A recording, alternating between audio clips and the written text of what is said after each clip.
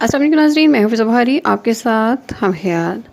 جیسا کہ آپ جانتے ہیں کہ پاکستان میں کرکٹ ایک مقبول ترین گیم ہے۔ لوگ کرکٹرز کے ان کھلاڑیوں کو بہت عزت اور احترام بھی دیتے ہیں۔ پاکستان میں ان کی سے محبت کی ایک مثال وزیر اعظم عمران خان ہے، جو کہ ایک فیمس کرکٹر تھے۔ پاکستانی کرکٹ ٹیم پر کرپشن کے الزامات تو لگتے ہی رہتے ہیں، لیکن اب ایک نیا پینڈورا باکس عمر اکمل سے شروع ہوا ہے۔ وکٹ کیپر ذوالقرنین حیدر نے بہت چونکا دینے والے انکشافات کیے ہیں۔ پاکستان کرکٹ ٹیم کے سابق وکٹ کیپر ذوالقرنین حیدر نے فکسنگ میں ملوث کھلاڑیوں کو ٹیم میں واپس نہ لینے کا مطالبہ دہراتے ہوئے کہا ہے کہ بڑے میچ فکس کرنے پر 10 کروڑ روپے تک کھلاڑیوں کو دیے جاتے ہیں۔ ایک خصوصی انٹرویو میں ذوالقرنین حیدر نے میچ فکسنگ پر بات کرتے ہوئے کہا کہ میں نے اپنے پہلے میچ میں 88 رنز بنا کر عالمی ریکارڈ بنایا۔ جس کی جگہ گیا تھا وہ کامران اکمل تھے اور وہ ایک مضبوط لابی رکھتے تھے۔ اس وقت پنجاب کے 8 کھلاڑیوں کی لابی تھی۔ یاور سعید مینیجر تھے، جنہوں نے مجھے اپنے کمرے میں بلا کر کہا کہ ہم آپ کو واپس بھیج رہے ہیں کیونکہ آپ کو انجری ہے۔ حالانکہ معمولی انجری تھی جو عموماً وکٹ کیپرز کے ساتھ ہوتی ہے۔ وہ ان کا کہنا تھا کہ جس کے بعد میں نے 88 رنز بنائے تھے، لیکن میں واپس آ گیا تھا اور واپس آ کر میڈیا کو میں نے اپنی انگلی دکھا دی، جس سے لوگوں کو سمجھ آ گیا تھا کہ معاملہ کیا ہے۔ کامران اکمل بدعنوان ہے، یہ ذوالقرنین حیدر کا کہنا ہے۔ سابق وکٹ کیپر نے کہا کہ اگلے ٹیسٹ میں 7 لڑکے پکڑے گئے، جس میں کامران اکمل، محمد عامر، محمد عاصم اور سلمان بٹ وغیرہ شامل ہیں۔ لڑکے کے پکڑے جانے پر میڈیا نے کہا کہ ذوالقرنین حیدر کو اس لیے واپس بھیجا کیونکہ انہوں نے 88 رنز بنائے تھے اور ان کے مسائل کھڑے نہ کریں۔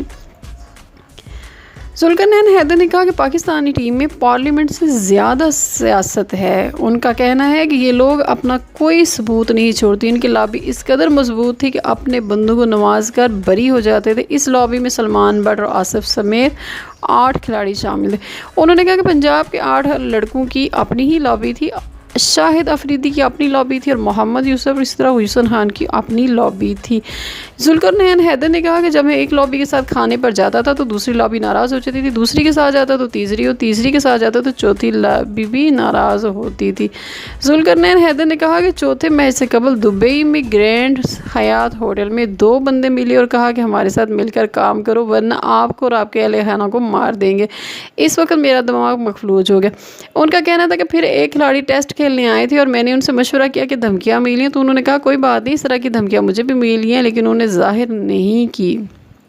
سابق وکٹ کیپر ذوالقرنین حیدر نے کہا کہ 2010 میں ورلڈ کپ سے قبل جنوبی افریقہ کے خلاف سیریز کے تیسرے دن ون ڈے میچ پھنسا ہوا تھا۔ میں وکٹ پر پریشان تھا اور عمر اکمل پانی لے کر آیا اور کہا کہ زیادہ فن خان نہ بنو، آرام سے کھیلو۔ میں نے پنجابی میں کہا کہ پانی پلاؤ اور باہر جاؤ۔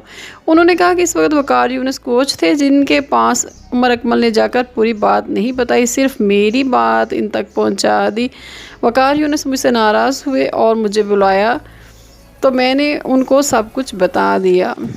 ان کا کہنا تھا کہ جسٹس کیوم نے اپنی رپورٹ میں معین خان، انضمام الحق، وسیم اکرم اور دیگر کو کوئی عہدہ نہ دینے کی بات کی تھی، لیکن سب کے پاس اب عہدے ہیں۔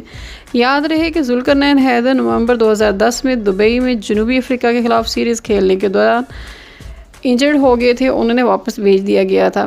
آخری میچوں کے حوالے سے انہوں نے کہا کہ 2010 کے ورلڈ کپ سے قبل جنوبی افریقہ کے خلاف چوتھا اور 5واں میچ فکس تھا۔ کھلاڑیوں کی فکسنگ سے متعلق ایک سوال پر ان کا کہنا تھا کہ عامر نے ایک نو بال کرنے کے لیے $5000 لیے تھے۔ ایک ٹیسٹ میں 8 سے 9 بالیں کروائیں اور تو $40,000 آرام سے جیب میں آتے ہیں۔ ان کا کہنا تھا کہ وسیم اکرم اکثر پہلی گیند وائڈ کیا کرتے تھے، لیکن اس وقت اتنا ریٹ نہیں تھا کیونکہ ہم مارکیٹ میں رہتے ہیں تو ریٹ کا پتہ ہے۔ ایک پورا میچ فکس کرنے کے لیے اس وقت 5 کروڑ روپے تک ملا کرتے تھے۔ ناظرین، یاد رہے کہ ذوالقرنین حیدر نومبر 2010 میں دبئی میں جنوبی افریقہ کے خلاف سیریز کے دوران اچانک قومی ٹیم کو چھوڑ کر انگلینڈ پہنچ گئے تھے اور کہا تھا کہ مجھے جان سے مارنے کی دھمکیاں مل رہی ہیں اور لندن میں قیام کی اور لندن میں انہوں نے پناہ کی درخواست دی تھی۔